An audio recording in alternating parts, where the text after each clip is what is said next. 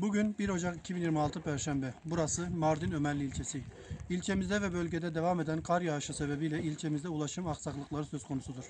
Öyle bir durumda ki ilçeye giriş ve çıkışlar dün geceden itibaren kapalıdır.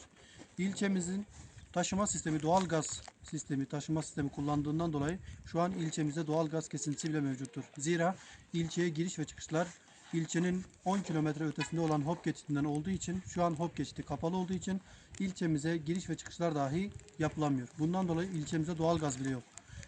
Kıymetli hocalarımızdan ve rektörlerimizden ricamız 3 ve 4 Ocak tarihinde yapılacak olan Dicle Üniversitesi'ndeki İLİTAM sınavları ile ilgili bizlere yardımcı olmaları ve sınav tarihlerinin farklı bir tarihe ertelenmesini rica ediyoruz. Zira söz konusu hava şartları, olumsuz hava şartlarından dolayı kar erise bile gizli bom ve don ve buzlanma olayları ile ilgili yetkililerin uyarıları var. Bizler de rica ediyoruz ki hocalarımızdan bizlerin canlarıyla ilgili bir endişe duymalarını ve bizlerin hayatlarını tehlikeye atmamalarını, sınavları farklı bir tarihe ertelemelerini.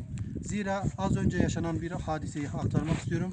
İlçemizdeki Hop geçitinde olan trafik kazasında 3 insan hayatını kaybetti ve 8 insan şu an yaralı.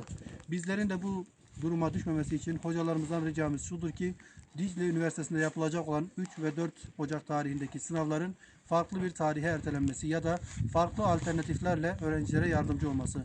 Zira biz burada 120 kilometrelik mesafede olmamıza rağmen Diyarbakır iline ulaşım sağlayamıyoruz.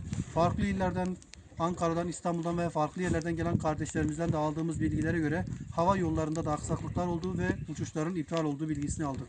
Hocalarımızdan ricamız şudur ki bizlerin bu sıkıntılarını göz önünde bulunduraraktan sınavları farklı bir tarihe ya da farklı bir zamana ya da online olacak şekilde düzenlemelerini hocalarımızdan rica ediyoruz.